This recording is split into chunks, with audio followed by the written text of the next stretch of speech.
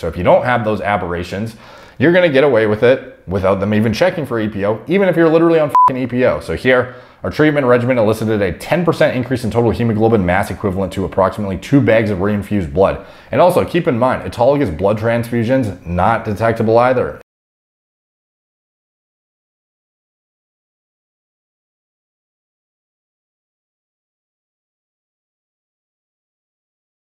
What's up guys, Derek, moreplates.com. Today we're going to be talking about Blessing Okabar.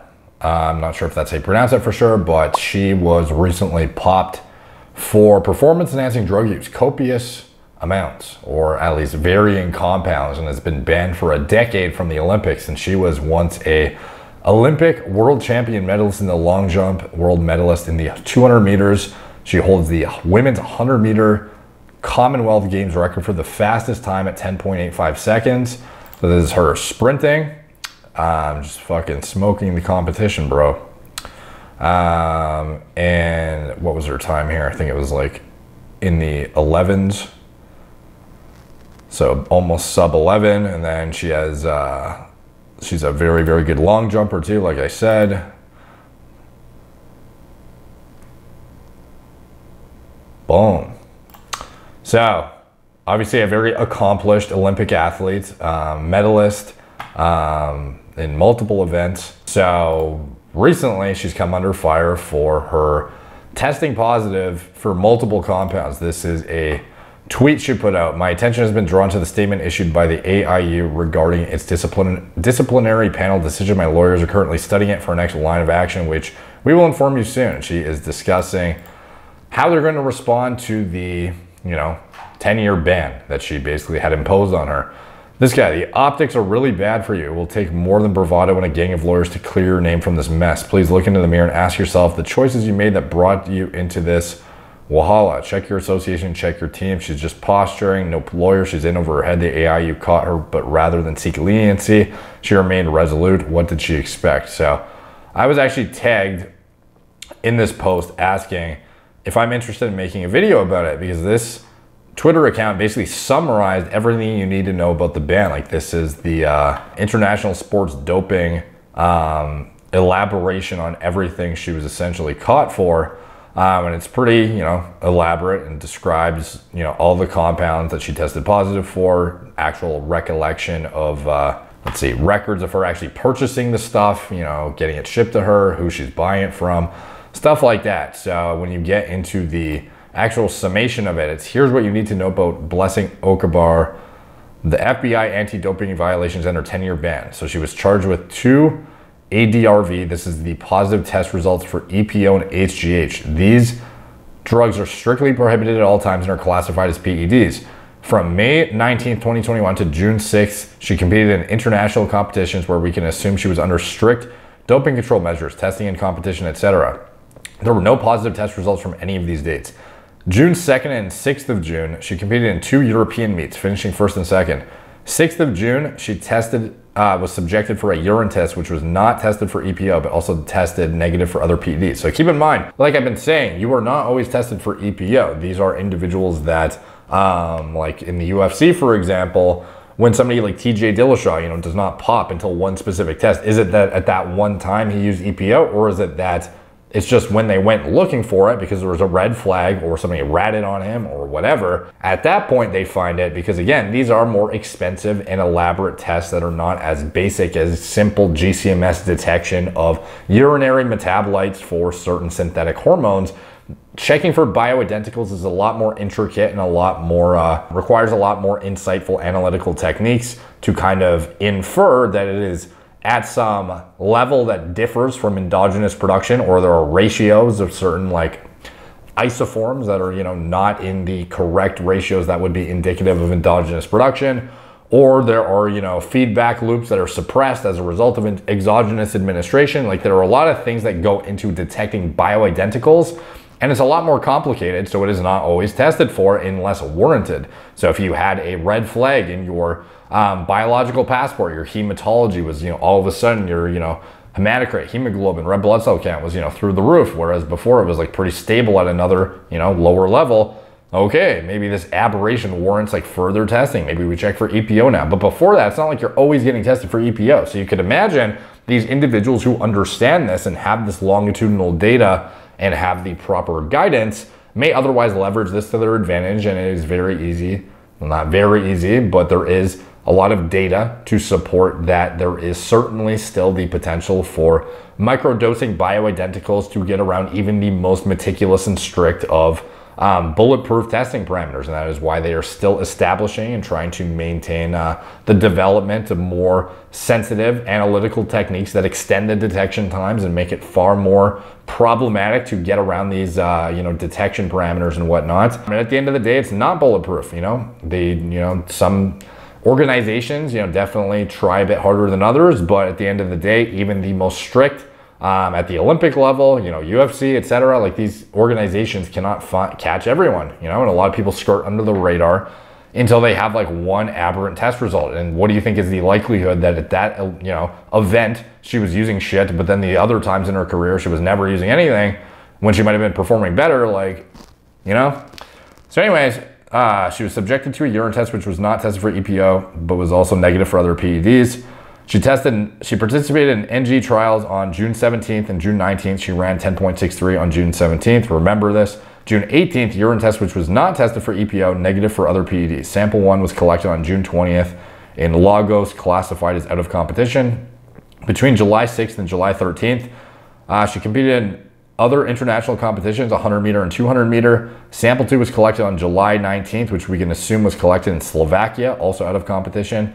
July 30th, sample 2 that was collected on July 19th was analyzed in a lab and tested positive for human growth hormone. B sample was also analyzed and confirmed positive. Like, that is something that is pretty fucking hard to detect, to be honest. Like, you have the Hgh isoform differential immunoassay test that is going to detect the ratio of endogenous isoforms, and if you have a significant elevation in 1 kilodalton variant that would otherwise only be present during the administration of synthetic recombinant Hgh and the suppression of the other endogenously produced ones from your pituitary, you would be able to tell, like, why is this 22 kilodalton variant like significantly higher than all of the other isoforms that are at rock bottom levels, potentially because you are administering exogenous Hgh, or the ratio is just skewed in a favor that is not representative of natural, endogenous production. But again, these like detection limits are not that, there's not a huge window for them. Like Hgh detection, you need to be like right on the fucking money when testing, and they are not really deploying, from what I've seen, the IGF-1 test very often. There's like, I forget what the amount of people that have actually tested positive via the IGF-1 test or the Hgh isoform differential immunoassay, but it's like over the, fucking years that it's been, actually deployed, it's a very, very small number of athletes, despite the amount of, potential individuals who are subject to the test. So it hasn't been overly successful, especially for a compound that is what I believe to be heavily leveraged in professional sport. As well as at the Olympic level. So anyways, tested positive for Hgh. B sample was also analyzed and confirmed positive. August 12th, sample 1 was collected on the 20th of June, was analyzed in a lab and tested positive for EPO. So now Hgh and EPO. Let's recap. She passed all in-competition tests. 2 out-of-competition tests that tested positive for 2 separate PEDs. On August 20th, she said the Hgh was due to a number of factors: thyroid medication, heavy menstrual bleeding, treatment for fever, taking prenatal vitamins, and contaminated food. If it was due to thyroid medication, she would have had a TUE, therapeutic use exemption. She denied the use of EPO and could not explain how this entered her system. It's important to know that EPO is typically injected into muscles like the thigh or buttocks, so you know how it gets in your system. So yeah, you're not gonna like accidentally orally administer EPO, something that would, like, again, her detection of it, was it as a subsequent red flag from her biological passport, or did they just test it, preliminary, just off the bat, oh, we think we're gonna find it, or was it a result of her Hgh red flag that then warranted further testing for other bioidenticals? That's kind of perhaps it outlines it in this report. But at the end of the day, this is just a typical excuse, like individuals who are like, oh, I got tested positive for Masteron, like, oh, it was definitely this contaminated supplement. It's like, this is an injectable anabolic steroid, right? So injectable EPO, I accidentally got it into my system somehow. I don't know. September 15th, she was interviewed and formally stated she could not explain the prohibited substances, refused to hand over her phone for imaging and hand over passwords for the AIU investigation. Case gets interesting because she's also part of an ongoing FBI investigation with a man named Eric Lira, who's being charged under U.S. anti-doping violations concerning athletes. One which we can deduce is BO, standing for Blessing Okabar. So she's tested positive for Hgh and Epo at this point. She's also in an ongoing FBI investigation for Eric Lira. She denied knowing Eric Lira, however, when her phone was seized by US border agents on her return back from Tokyo. August 2nd, there were messages found in an encrypted app where she messaged Eric Lira. One message to him on June 22nd read, "Hola amigo, Eric, my body feels so good. I just ran 10:63 in the 100 meter on Friday with a 2.7 wind. I am so happy. Eric, whatever you did is working well." Let's not forget, BO ran 10:63 on June 17, 2021. He was also saved on her phone as Eric Lira Doctor. A package for Hgh sent from Eric Lira was also found at her address. The FBI investigation revealed incriminating text from BO to Lira. She asked for Epo and Hgh, querying drugs needed for herself and another athlete. June 13th, she confirmed whether she should take a test after her dosage, but mentioned as she wasn't sure, she let the DCOs go, so it will be recorded as a missed test.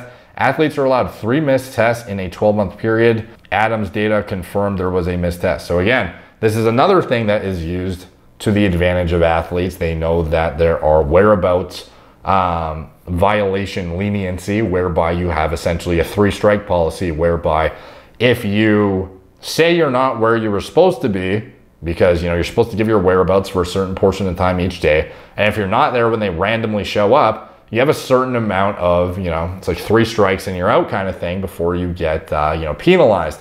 So you could hypothetically have stuff in your system that you're microdosing, and if you didn't time it well enough from the random time they show up, you know that at that point, okay, I need to use one of my, whereabouts violations that doesn't actually penalize me for anything, because you have 2 more after that. So again, if you haven't had any of these whereabouts, issues all year, you have 3 banked up, and maybe you can push the pharmacology a bit harder too. So these are things that just logistically that are being leveraged from athletes too, in order to maximize their performance through PED exposure.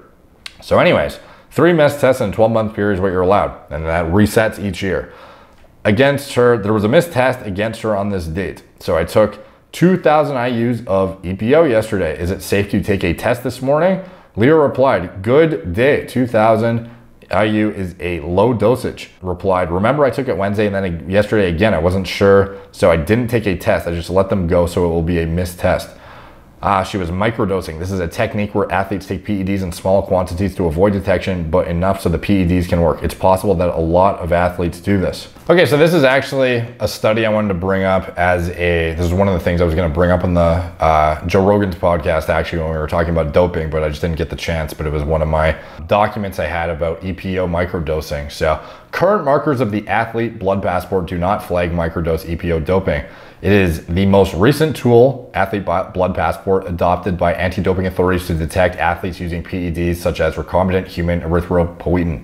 This strategy relies on detecting abnormal variations in hematological variables caused by doping against a background of biological and analytical variability. Here they have 10 subjects given twice weekly intravenous injections of EPO up to 12 weeks. Full blood counts were measured using a Sysmex XE2100 automated hematology analyzer and total hemoglobin mass via a carbon monoxide rebreathing test. The sensitivity of the passport to flag abnormal deviations in blood values was evaluated using dedicated athlete blood passport software. So basically, when your red blood cell count hematology is assessed, you have your hemoglobin, oxygen carrying capacity is going to be directly correlated with this. And if you have a aberration that is plus minus a certain amount, that is not really representative of what you would normally be doing, you might cause a red flag whereby you get tested for something like, EPO. Like maybe they'll actually spend the money to do a, actual bioidentical EPO test on you to see if you have any synthetic recombinant EPO in your system. Because again, the recombinant EPO is a little bit different, although, endogenously identical in mechanism of action, essentially. It is created using recombinant technology. So this is something that can be differentiated, all but with highly sensitive testing, which is something that is not exactly reproducible at scale in every single athlete, every single test. So they have to rely on things like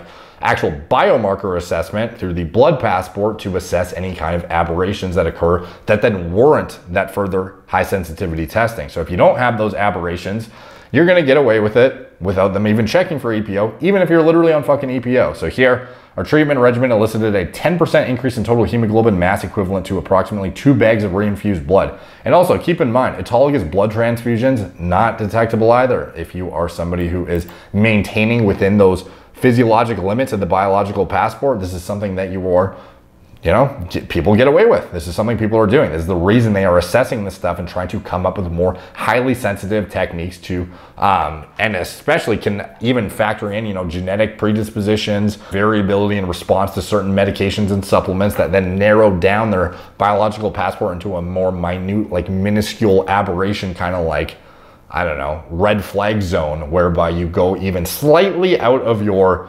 normal amount, and then they're like, oh, you know, this guy does not look, you know, this looks abnormal. This looks, you know, synthetic in some aspects. So again, the idea is the more data points they collect on you, the more longitudinal data they have, and the greater kind of like, the more owned in on your average they can get, to a point where they create this like very narrow window of flexibility for you. But if you're an athlete who goes into this knowing this shit exists beforehand and has already done the preliminary homework with the advice of a guy like, you know, Eric Lira, like in this, you know, documented case here, you can see this is like a real life example of how people are kind of getting away with this shit.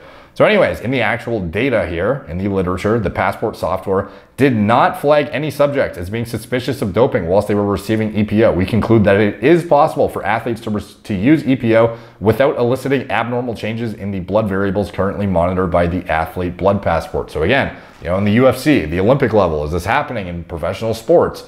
Absolutely. You know, there are people that are going to be pushing the envelope and taking the risks to try and get away with this stuff. And some of them will get caught. You know, this athlete is a top tier Olympic athlete who did indeed end up getting caught. What is the likelihood she went her whole career not using shit and then, you know, use it at the tail end of her career only? You know, that remains for speculation. But ultimately, her tests were, she seemed pretty on point of, you know, having somebody advise her on how to get around, you know, the detection limits. When she would have somebody showing up, when she had something in her system, she would take advantage of her 3 whereabouts, kind of, you know, get out of jail free cards essentially, and logistically kind of like managed to get around the system over these years, and ultimately ended up getting caught and tied into this, you know, debacle that is going to tarnish her legacy for sure. But this is what I saw to be a great example of what some athletes are doing at a very high level, and she was just one of the ones who ended up getting caught and is being made an example of. But this data is very insightful into these, you know, bioidentical practices and whatnot, in terms of even at the highest, you know, Olympic level. Like, this is a medalist. So anyways, thought you guys might find that interesting. A bit of a, you know, tangent from the discussion on the Joe Rogan Experience. If you haven't seen that podcast, you know, the first like 45 minutes we talk about doping in sport and whatnot, and the podcast is just cool in general, so you can check it out, or check out any of my other old YouTube videos on the subject. It's something that is very, very interesting to me, and I have a lot of collected a lot of literature over the years digging into this kind of stuff, and it was interesting to see this case report specifically of this individual very, very recently getting penalized like this. So anyways, that's it. Thank you guys for watching. Like, subscribe, check out my blog, moreplacemoredates.com. Follow me on Instagram, @moreplacemoredates, Facebook, Snapchat, Twitter, TikTok, Apple Podcasts. If you want to support the channel, you can check out anything I'm associated with in the video description below, my preventative medicine and hormone replacement therapy platform, as well as a subsector of the website for self-service labs if you just want to get the diagnostics done and get your own blood work done. We have the most cost-efficient panels, as well as individual markers with the highest sensitivity available as well.